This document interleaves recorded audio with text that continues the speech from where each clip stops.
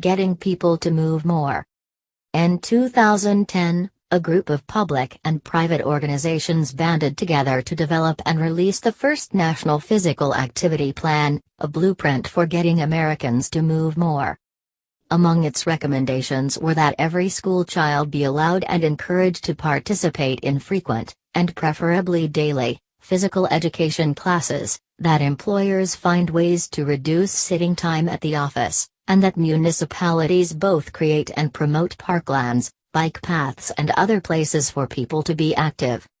But since the release of the plan, by an alliance that includes the American Heart Association, American Cancer Society, Centers for Disease Control and Prevention, and the Department of Health and Human Services, physical activity levels in the United States have barely budged, and for many people, they have declined.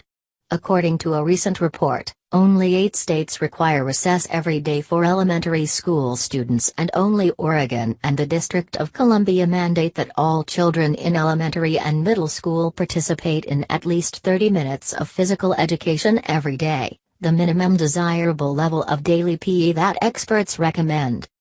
Meanwhile, according to the CDC, barely 20% of American adults meet the minimum national exercise guidelines of at least 150 minutes per week of mixed aerobic workouts and strength training. The percentages are even lower for many minority groups, including Hispanic adults. Only about 15% of them manage to meet the exercise recommendations. More disquieting, a health study published last month concluded that, overall, fewer than 3% of American adults live the kind of comprehensively healthy life that we all know we should, with a diet rich in fruits and vegetables, no smoking, a normal weight and regular exercise. Of these, the factor that was most likely to keep someone from joining the small group of health-wise Americans was exercise. Almost no one in the study did much. In the face of this seemingly intractable tug toward physical stillness, the Alliance today released a new National Physical Activity Plan, with updated priorities, a broader focus on minorities with the addition of a diversity committee, and more recommendations and advice for how people might encourage physical activity in their communities and schools.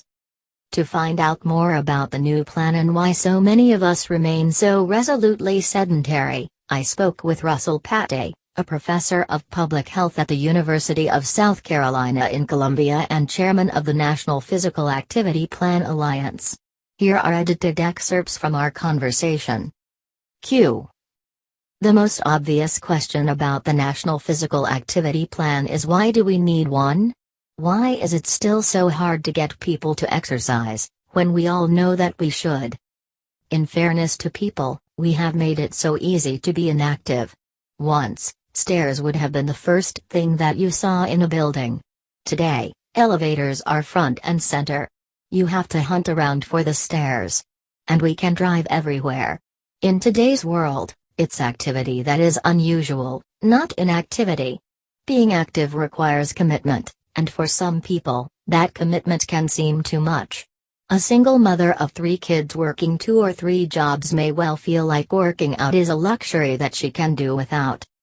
Is that why the plan emphasizes physical activity rather than exercise? Many people think of exercise as something that is planned and high intensity and a lot of work. Physical activity is a more inclusive term. Any movement can be considered physically active and beneficial, even if you just walk around the house instead of sitting on the couch.